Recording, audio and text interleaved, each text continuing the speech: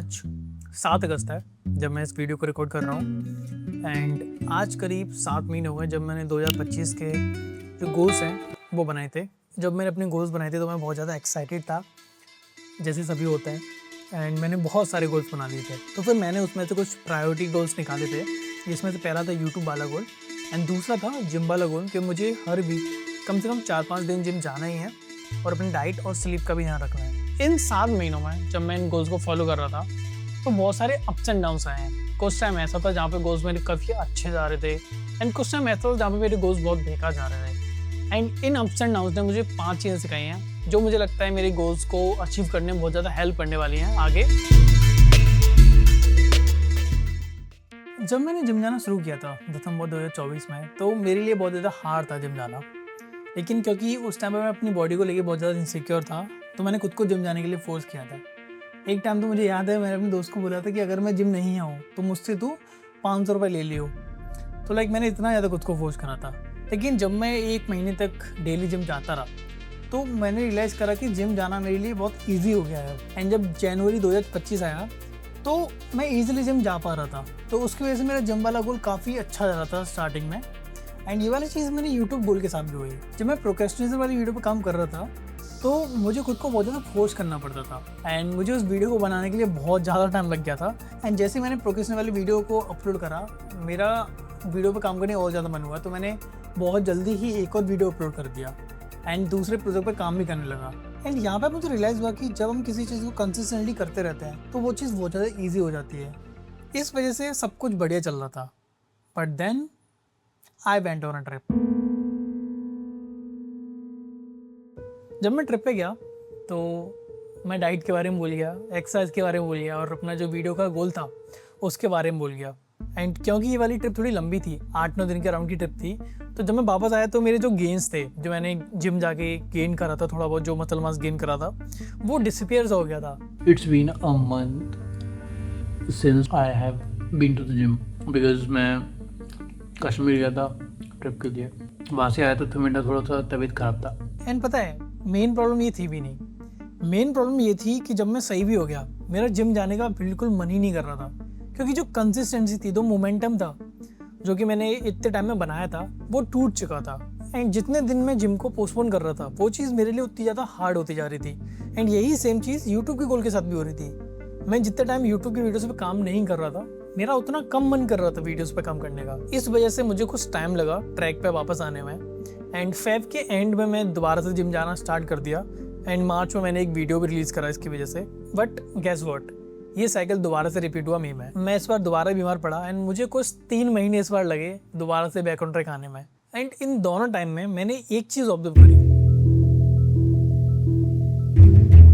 जब भी मैं कोई वीडियो पे काम करना चाहता था या फिर जिम एक ब्रेक के बाद स्टार्ट कर रहा था, हर बार मुझे एक चीज़ फील हुई कि मेरा उस चीज़ को करने का मन नहीं है। मेरा गोल बिल्कुल क्लियर था, लेकिन जब उस पर काम करने की बात आई तो मेरा मन नहीं था। मेरे थॉट्स कुछ ऐसे हो जाते थे, आज जिम जाने का मन नहीं है, आज बॉडी पेन ज़्यादा हो रहा है, जिम नहीं जाते हैं, या फिर मैं आज कम सो पाया हूँ, या फिर जब वीडियो की बात आई तो मेरा मन बोलता था कि आज थोड़ा ज़्यादा काम है तो वीडियो रिकॉर्ड नहीं कर पाऊँगा या फिर स्क्रिप्टिंग नहीं कर पाऊँगा। वो ओवर थिंकिंग का लूप चालू हो जाता था। एंड इस चीज़ को बोलते हैं इनिशियल रेजिस्टेंट। हमारा जो ब्रेन है उसको कंफर्ट बहुत ज़्यादा पसंद होता है, तो जब भी हम कुछ भी चीज़ आउट ऑफ द ऑर्डिनरी करते हैं जो कि हमारी रूटीन का पार्ट नहीं है तो उसको वो चीज़ पसंद नहीं आती है and we don't feel like doing it. And उसी वजह से जब हम लोग किसी चीज़ को कंसिस्टेंटली डेली कर रहे होते हैं तो वो चीज़ इतनी ज़्यादा डिफिकल्ट नहीं होती, क्योंकि वो एक हमारे रूटीन का पार्ट बन जाती है। लेकिन जब भी हम कोई चीज़ को दोबारा रिस्टार्ट करते हैं तो वो हमारी रूटीन का पार्ट नहीं होता है, तो वहाँ पर रेजिस्टेंस दोबारा आ जाता है। एंड इस चीज़ को ओवरकम करने के लिए मेरे ख्याल से हम लोग सिर्फ एक चीज़ कर सकते हैं कि force yourself to start. And इस जगह एक चीज़ जो मेरी हेल्प कर रही है वो है एंकरिंग। क्या आपको भी कुछ खाते टाइम कुछ देखना अच्छा लगता है, या फिर जब मूवी देखते हो तो पॉपकॉर्न माइंड में आता है? एंड ये सारी चीज़ एसोसिएशन की वजह से होती है। जब भी हम कोई 2 चीज़ों को एक साथ करते हैं, जैसे मूवी के टाइम पे पॉपकॉर्न खाना या फिर खाते टाइम कुछ देखना, तो हम उन दोनों चीज़ों को एसोसिएट करने लग जाते हैं एंड ब्रांड्स इस चीज़ का फ़ायदा भी उठाते हैं। जैसे कोक का आपने नया स्लोगन सुना होगा, कोक टाइम हाफ टाइम। तो मूवी में कुछ ब्रेक ले रहे हो तो कोक पी लो, तो वो लोग चाहते हैं कि हम लोग हाफ टाइम या फिर ब्रेक टाइम को एक कोक के साथ एसोसिएट करने लग जाएं, जिससे कि उनकी ऑफकोर्स सेल्स बढ़ेंगी। एंड इस चीज़ को अपने एडवांटेज के लिए यूज़ करने के लिए मैं क्या करता हूँ, जब भी मैं काम पे बैठता हूँ मॉर्निंग में क्योंकि मैं जनरली अपना काम मॉर्निंग में करता हूँ, उस काम को करने से पहले मैं एक कॉफ़ी लेता हूँ। तो अभी क्या हुआ है, कॉफ़ी एक तरह से एंकर बन गया है। जब भी मैं कॉफ़ी पीता हूँ तो मेरा काम करने का मन करता है, क्योंकि अब कॉफ़ी और काम को मैं एसोसिएट करने लग गया हूँ। इस चीज़ की वजह से मुझे एक चीज़ और रियलाइज़ हुई है, एंड वो है कि जब मैं उस इनिशियल रेस्टोरेंट को पार कर लेता हूँ तो मैं उस टास्क को पसंद करने लग जाता हूँ। जैसे अगर मेरा स्क्रिप्ट लिखने का मन नहीं था, लेकिन अगर मैंने उस इनिशियल रेस्टोरेंट को पार कर लिया तो मुझे स्क्रिप्टिंग करना काफ़ी सही लगने लगता है। And once I knew this, something happened. Fuck.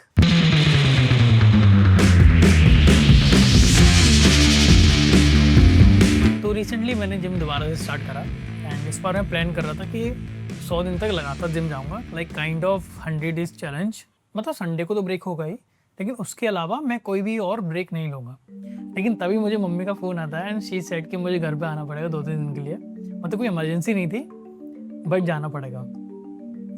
And अब मेरे प्लान्स में होल्स थे, एंड ये सिर्फ एक स्मॉल सा एग्जांपल है। इसके अलावा बहुत सारे माइन्यूट सी चीज़ें होती हैं, जैसे पावर कट हो जाना, या फिर जब मैं फ्री हूँ तो कोई अनइनवाइटेड टास्क आ गया। एंड ये चीज़ें हमको सिर्फ डिस्ट्रैक्ट नहीं करती, बल्कि जो मोमेंटम बन रहा होता है उसको ब्रेक करती हैं, एंड दोबारा से वो मोमेंटम बनाना बहुत डिफिकल्ट होता है। इसमें भी 2 चीज़ें हैं। पहली, अगर कोई ऐसा काम आए जिसको कि हम अभी ख़त्म कर सकते हैं तो उसको जल्दी से ख़त्म करके दोबारा से अपने काम में बैठ जाओ।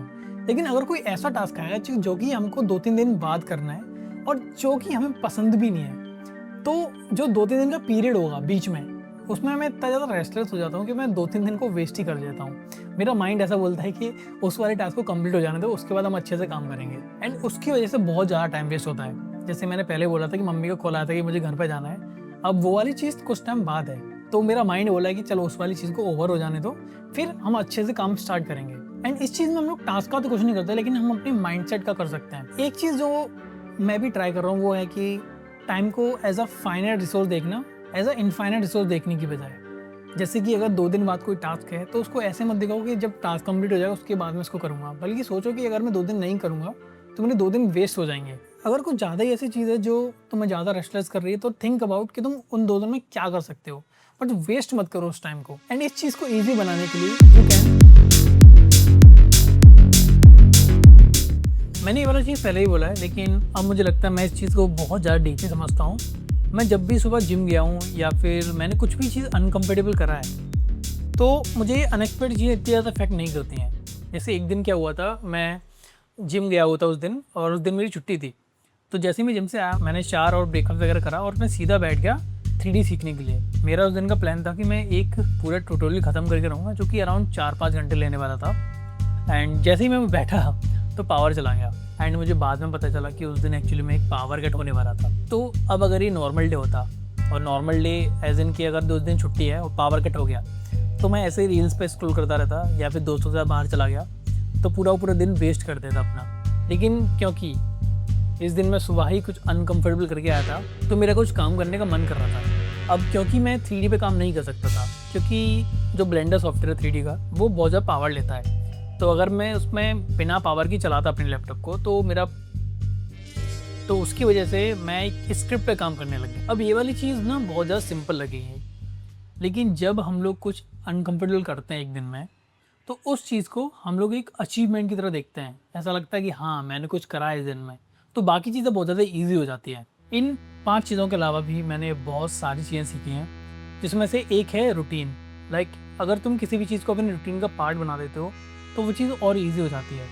एंड उसके अलावा मैंने बहुत सारी चीज़ें जिम से रिलेटेड सीखी हैं, डाइट से रिलेटेड सीखी हैं, और यूट्यूब के बारे में सीखी हैं कि कौन सी कैसे काम करती है। एंड बहुत सारी चीज़ें मैंने अपने बारे में सीखी हैं। आई फील कि इवन दो मैंने अपनी गोल्स को जितना इनिशियली प्लान करा था उतना अचीव नहीं करा है, लेकिन इन सब चीज़ों की वजह से मुझे लग रहा है कि मैं अपने गोल्स को और अच्छी तरीके से अचीव कर पाऊँगा।